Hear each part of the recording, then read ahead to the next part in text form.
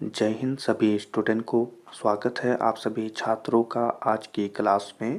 प्यारे बच्चों, आज की क्लास में हम साइंस विषय के वीवीआई सब्जेक्टिव क्वेश्चन को याद करेंगे जो आप सभी बच्चों के मैट्रिक परीक्षा 2025 के लिए बहुत ही इम्पोर्टेंट है।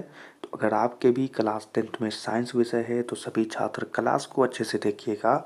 चलिए क्लास को शुरू करते हैं। प्यारे बच्चों, पहले इस क्लास के क्वेश्चन और इसके उत्तर को अच्छे से समझ लीजिए, उसके बाद ही लिखिएगा। आज की क्लास का क्वेश्चन है नाभिकीय विखंडन क्या है। बहुत ही वीवीआई क्वेश्चन है, सही बच्चे जानते होंगे कि आपके मैट्रिक परीक्षा में यह प्रश्न बहुत बार आपसे पूछता है, तो इसीलिए आपको यह प्रश्न अच्छे से याद रहना चाहिए। इसीलिए आपको यह प्रश्न याद करा देते हैं कि नाभिकीय विखंडन क्या है। चलिए इसके उत्तर को देखते हैं। उत्तर को पहले अच्छे से समझेंगे, ठीक है। चलिए हम आपको समझा देते हैं कि जब किसी परमाणु का नाभिकीय अभिक्रियाओं के द्वारा, ठीक है, अच्छे से सुनते रहिएगा पहले, कि जब किसी परमाणु, किसकी बात हो रही है, परमाणु की बात हो रही है, परमाणु का नाभिक, ठीक है। आप जानते होंगे परमाणु में क्या होता है, तो नाभिक होता है, ठीक है। तो नाभिकीय अभिक्रियाओं के द्वारा, किस अभिक्रिया के, तो नाभिकीय अभिक्रियाओं के द्वारा हल्के नाभिकों में विभाजित हो जाता है। क्या बात है, नाभिक किसमें, हल्के नाभिकों में विभाजित हो जाता है या पट जाता है या टूट जाता है, सब एक बातें हैं, ठीक है। तो हल्के नाभिकों में विभाजित हो जाता है, ठीक है।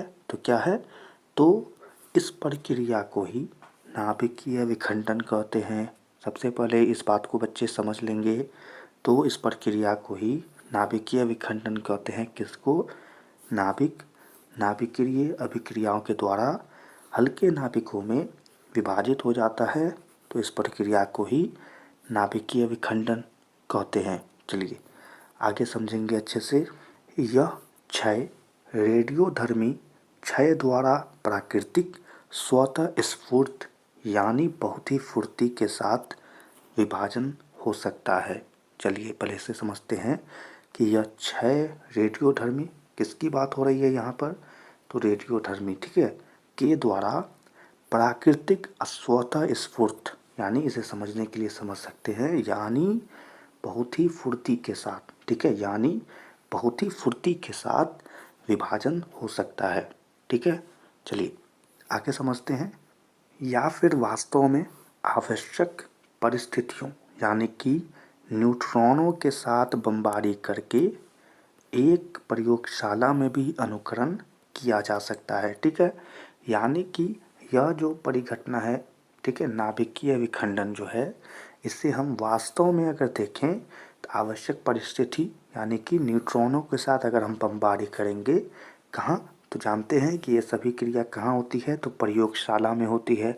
तो प्रयोगशाला में भी अनुकरण यानी कि हम इस चीज़ को अनुकरण यानी कि प्रयोगशाला में अच्छे परिस्थितियों के साथ न्यूट्रॉनों के साथ बमबारी करके हम इस क्रिया को प्रयोगशाला में देख सकते हैं, ठीक है। अनुकरण मतलब इस क्रिया को हम खुद भी कर सकते हैं या इस क्रिया को हम देख सकते हैं, ठीक है।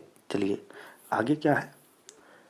परिणामी टुकड़ों में एक संयुक्त द्रव्यमान होता है जो मूल द्रव्यमान से कम होता है। चलिए अब इसे समझते हैं कि परिणामी टुकड़ों में यानी कि जब यह क्रिया होती है प्यारे बच्चों, ठीक है, यह क्रिया होती है तो जो टुकड़े हमें प्राप्त होते हैं संयुक्त द्रव्यमान, यानी कि इन टुकड़ों का जो संयुक्त इकट्ठा करके जो द्रव्यमान होता है मूल द्रव्यमान से कम होता है। यानी कि इस चीज़ का जो द्रव्यमान m इतना था, जब वो टूटा तो इसका m जो है क्या हो गया, वो कम हो गया, ठीक है।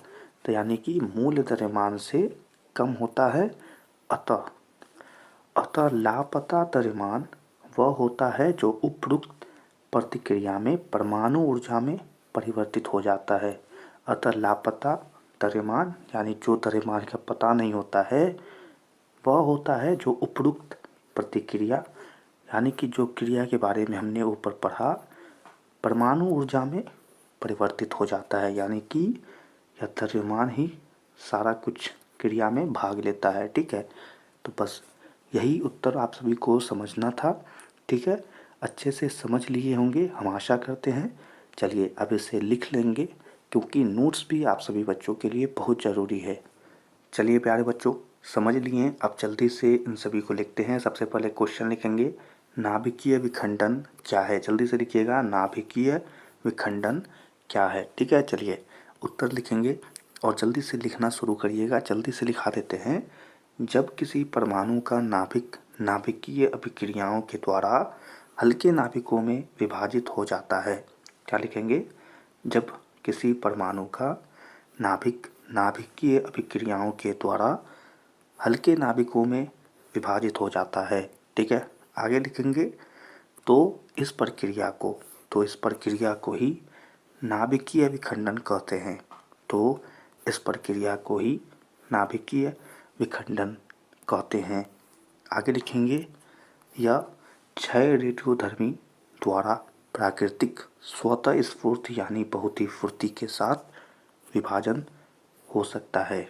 क्या लिखेंगे? यह क्षय रेडियोधर्मी द्वारा प्राकृतिक स्वतः स्फूर्त यानी बहुत ही फुर्ती के साथ विभाजन हो सकता है, या फिर वास्तव में आवश्यक परिस्थितियों यानी कि न्यूट्रॉनों के साथ बमबारी करके एक प्रयोगशाला में भी अनुकरण किया जा सकता है, या फिर वास्तव में आवश्यक परिस्थितियों यानी न्यूट्रॉनों के साथ बमबारी करके एक प्रयोगशाला में भी अनुकरण किया जा सकता है।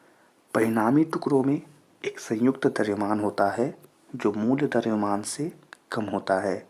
परिणामी टुकड़ों में एक संयुक्त द्रव्यमान होता है जो मूल द्रव्यमान से कम होता है।